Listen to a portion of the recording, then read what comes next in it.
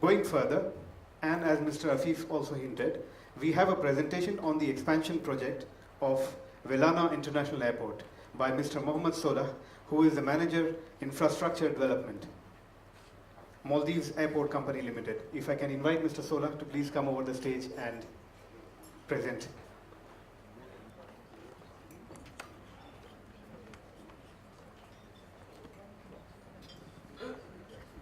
Bismillahirrahmanirrahim. Distinguished delegates, GMs, Assalamu alaikum and very good morning. As just now introduced, my name is Mohamed Solah. I'm from airport development team and I'm a manager of airports company. So here today I'm going to briefly tell you about the development of Velana International Airport and what we are doing at this moment. Well, today I'm going to talk a little bit about our company, existing layout and the existing situation, key future developments, future layout, and some components actually which is related to the tourism industry. Also, I'm going to a little bit talk about the access to Hotelier because of the bridge connection between Male and Hotelier and the key improvements we are doing now basically. So about that, our company actually, as we all know, 100% government-owned company, MACL is, and we have something like 2,600 staff. And we are operating as a separate municipality. That means we produce water, we treat sewage, we produce electricity, and we give all the municipal services just provided by the city basically. We have a joint venture with SETS and HIH actually. That is one of that, and we are EU RA3 certified and ISAGO certified as well. Well, the airlines which are coming, we'll say almost all the leading airlines are coming to the airport, including Emirates, Qatar, Etihad, Singapore Airlines, and airlines from Europe as well. And 2016 statistics, approximately we handled something like 4.1 million passengers, and from Hotelier actually we operate to 39 destinations, 34 airlines, and something like nearly 400 movements daily. Okay, from here I'll go to actually the main topic, the existing development basically. Well, this is what we have today, basically a congested airport. We have to say that is the exact situation, it's a congested airport, but we are handling something like 4 million passengers annually. This is the statistics of 2016. The layout, I think this is something I don't have to explain, basically we all know. We have almost all the facilities on the west side of Thailand. This is the place where we are now, the HIH. And we have some critical infrastructure on the east side, which is the powerhouse and ATC. Well, the situation actually will go one by one. Actually, this is the check-in status at today, actually how it is. Then immigration, we have long queues sometimes. Duty-free, which is quite small compared to what we need now. And we have a lounge also, which is quite small.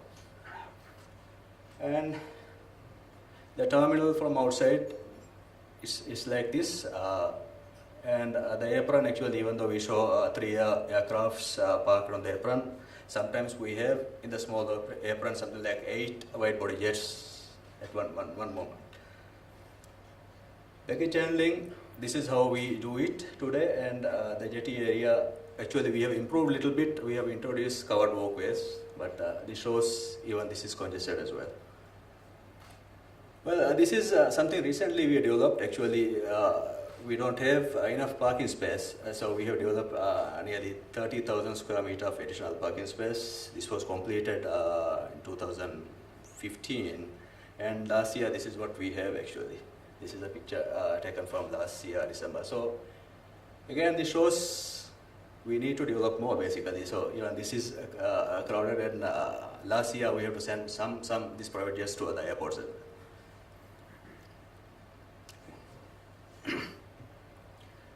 Talking about congestion, actually, just now I've shown the passenger side, actually the terminal and the jetty side. So here I'm going to show actually what's happening in the runway itself.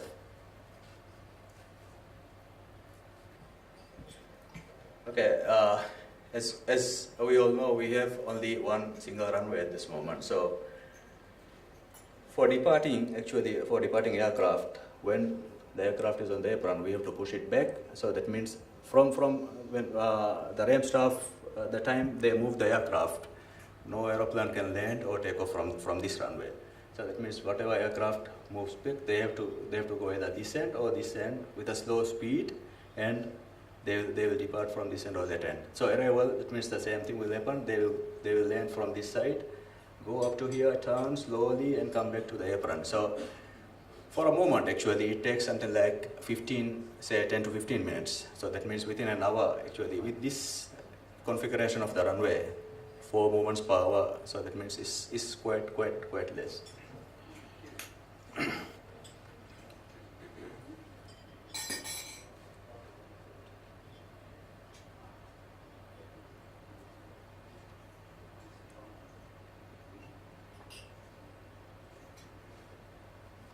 So I think it's enough to say it's congested.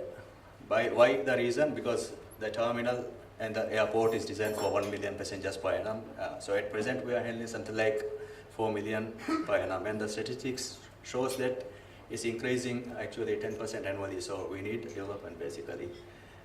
But one thing actually, with all these restrictions, our service, we will say, is one of the best within the region. So it's a good point, I'll say. Well, this actually gives answers to the questions. People ask, actually, we need a new runway or not, or just one terminal will do or not. So basically, we need to develop actually the runway and the terminal as well. So otherwise, we cannot bring more people, more passengers to the country. So this is the key works actually we are doing. We don't have land, so we have to actually reclaim land for the development. Well, we have identified few components which we will develop. So when I go with the presentation, actually you will see the airport actually from what we have today, almost all the components, I'll say 3 times increase, so it's 3 times more. What we do is actually we are reclaiming some land which is on the eastern side. The red color shows the reclamation, and on the western side actually, because we are adding something like 63 hectares to the existing airport. At present we have something like 213, so with that it will be 63 plus 13, so nearly 290 hectares of land. The new runway, part of this will be built on reclaimed land, and another part will be built on the existing land, and this part actually this is for the part of the terminal and the expansion of the apron. A small narrow strip here actually this is for the jetties. Then like what we said, just we are adding a core def runway. A core def means which can cater, or the larger aircrafts operating today can land to this runway. Together with this runway, we are converting this existing runway to a parallel taxiway. So that means runway occupation time will be reduced a lot. New international passenger terminal, which is coming on south of the existing terminal, which is 3 times larger than what we have at this moment.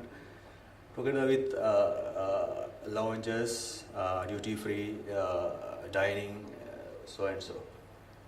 New cargo terminal actually next to HIH, so there will be a new cargo terminal which can also handle something like 120,000 tons of cargo every year.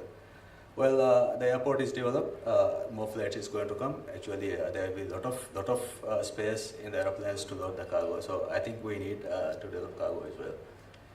Okay, fuel farm. So again, new fuel farm together with new fuel hydrant systems. Actually, we are talking about more aircraft, so definitely we will need more fuel. New seaplane terminal, actually the seaplane terminal is somewhere here. So just before bringing this runway to operation, to comply with the codes, actually we have to move it to the east, and also to improve the service, actually we have to build a new seaplane terminal. Well, I'll go in detail a little bit about those things. And this is the entire development, actually what we have. And we'll say this can serve or can handle 7.5 million passengers annually. So 7.5, whether it is limit or not, some people ask the question whether what will happen if we increase from 7.5. Basically, we are talking about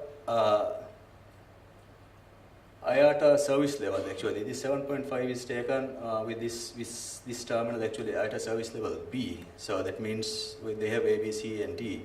So A means it's quite good. Some people say it's over designed. Basically, if it is A, so for we feel that service level B will be enough actually for this one. And what will happen is when we open the terminal, it will be again service level A. Basically, we don't have this 7.5 when we open.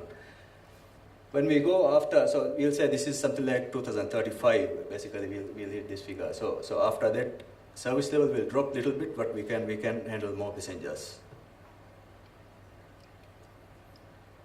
Passenger terminal building, as I said, it is south of existing passenger terminal. This is what we have, the small passenger terminal building on blue color. So this will go from here. From this footprint, actually, you will know the size, as I said before, it is 3 times, basically. The operation actually is similar. We have terminal 2 parts. Actually, the departure side will be here, and the arrival will be on this side, together with some pier extension and seaplane, check-in, and everything will be here. This reclaimed land, the utility complex will be built here. This is the difference actually from, as I said, 3 times from, sorry, this is not 3, actually 4 million we are now handling. So it's, new terminal can handle 7.5, we'll say service level B. Area from 25 to 78,000 square meters is increasing. And the facade, actually we will see something like this. It will be something I will say like this, maybe small changes. Yeah, for tourism industry, since GMs and resort operators here, I will say we will have separate area for tourists, basically separate arrival area. The present, actually, the arrival, when we go out from the terminal, I mean, a normal passenger or tourism, there's no tourists, there's no separation, actually. They'll go to same exit door, and when they go out, actually, all the counters will be in front of them.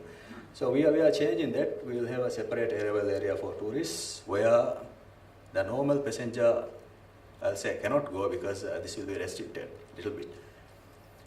We will have a larger area for resort lounges and more tourist counters and seaplane check-in counters. And contact case, we have 2 types actually here, because it depends on the preference of the airline as well. And maybe some they like actually the remote gates. They like to walk in the apron and go to the terminal, and some they prefer actually the contact gates. So we have two types actually, 6 contact gates in the terminal and 4 remote gates.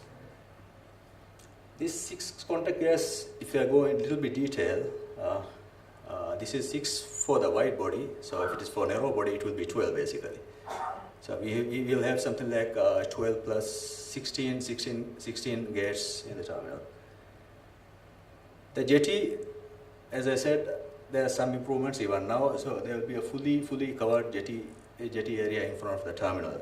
But I cannot still say it's 100% protected from the rain, because the horizontal rain in Maldives is very difficult actually, 100% protection. So I'll say 95 to 90% protection. Well, some key details actually, as I said before, when we go out of the terminal, actually we see the tourist counters. Actually, they are not exposed to the environment basically. But with this terminal, actually, when they arrive, this is something like a corridor, the arrival corridor. So when they move the corridor, this one actually faces towards the west of the island. So they can see the clear skies, the sea, and everything. So for example, if a tourist, they want to take the first selfie in Maldives, so they can take it from here, just facing towards the sea basically. So this arrival corridor runs to the entire length of the terminal. Terminal we say something like is 500 meters long, so it's quite long corridor actually. So this is the view, just comparison of the view. This is what we see today, and this will be something, actually this is not a nice picture because it's a cloudy day.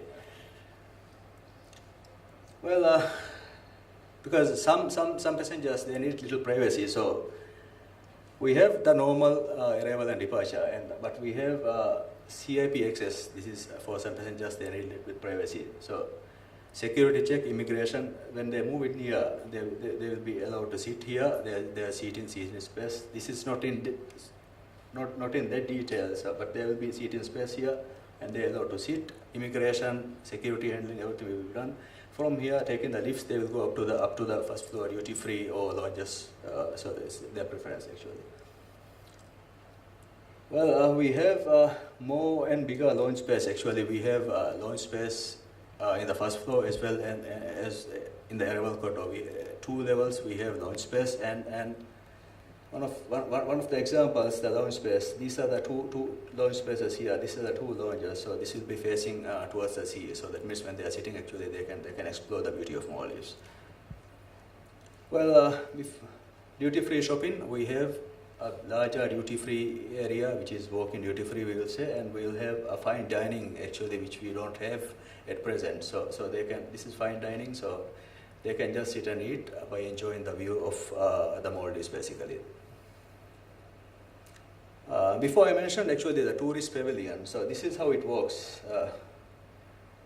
This is the tourist resort, the tourist arrival hall, and the pink line actually shows the normal passenger where they goes. So for the tourists, they will go here. From here, there will be a reception, something like this. So from here, they will go to the seaplane. This will be the seaplane check-in or their respective lodges. But the normal passenger, they will go out from here. This is the arrival hall, actually the meet us and greet us area. So this area will be restricted for the representatives, or we will say reps. They have the passes, can only go there. In plane, this is how it goes. This is the area which I'm talking about. This is the normal passenger route, and this will be the seaplane check-in and handling area.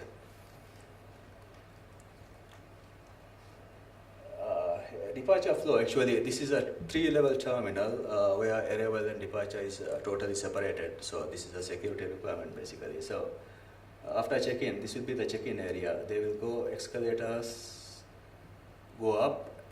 There will be immigration and security here. Then after that, they will go to the duty-free, and from here they will go to the lounges. From here, this is the contact gates. Actually, if it is the remote codes, they have to go down again.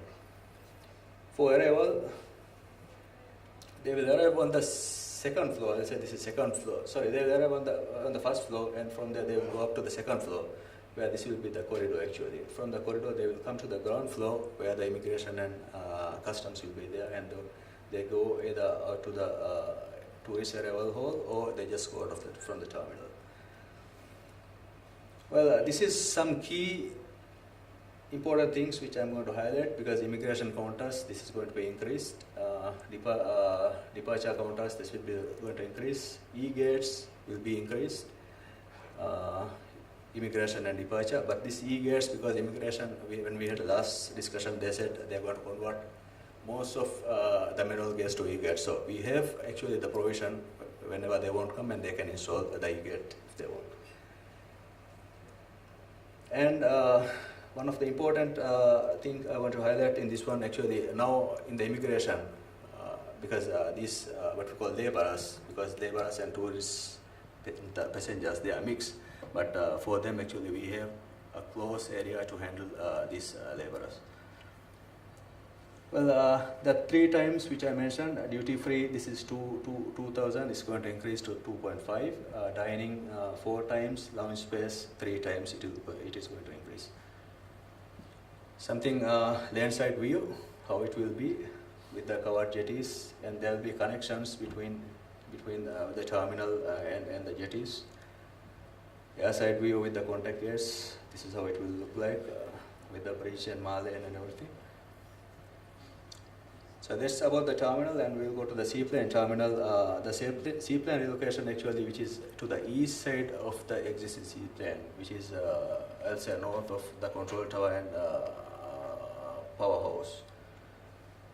At present, we have engaged a designer. They are doing the design. This is the perspective how it will look like, and we'll have something like 4 levels and approximately 28,000 square meters, 20 departure gates, and 45 stands in the new seaplane terminal, where it will give the better service than actually what we have now. VIP and CAP, previously I mentioned for the passengers they need little privacy. We have terminal actually a CAP handling available, but this is for people who don't want to go to in the terminal. They want to go from the CAP and VIP. We are developing a VIP CAP terminal where the existing VIP is actually. This is again a 4-story building. Will be constructed in 2 phases because we don't have the space there to construct the entire terminal together. This is 7,000 square meters, and the construction will start within the next 3 months. So at present we are at the tendering stage basically. Well, the difference 10 times bigger the area, 4-story and separate floors for VIP and CAP. When very interesting actually, we have a tunnel actually which is crossing the road. So the CAP passenger who don't want to cross the road, they can just go out from here, go down from the lift, and they can go to the boat direct.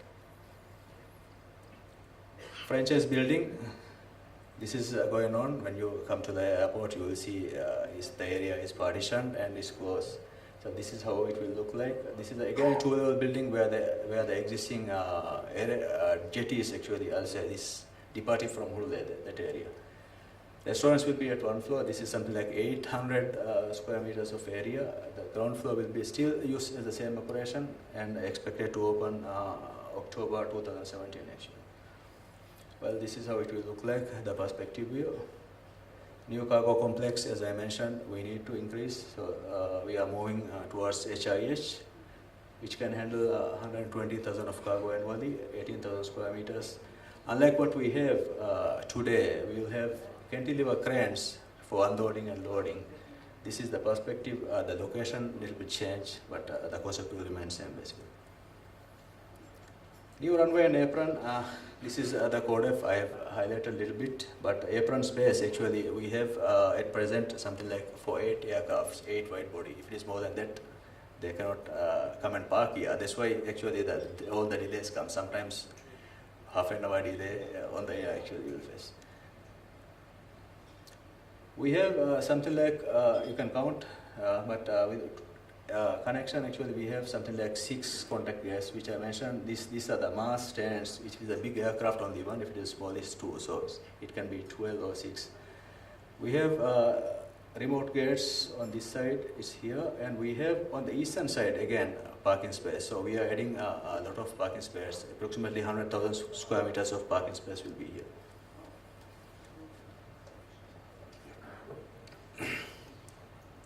So with the new runway, actually this is how it will happen. Actually, this is the first one is the existing runway. This is the new runway actually. The number is a bit small, but the number of aircrafts you can see actually. The first one still on the runway. It is occupying the runway here. This goes the second one. And another one soon will come from here. It will land. It will go from this taxiway. So this runway, when it goes into this taxiway, that means this runway is open for landing and takeoff. So this is just 1 minute video, but it will show something like with the existing runway, it is 1 moment. Then this one will be like 6. So that means we can go up to something like 20 moments per hour with this new runway configuration.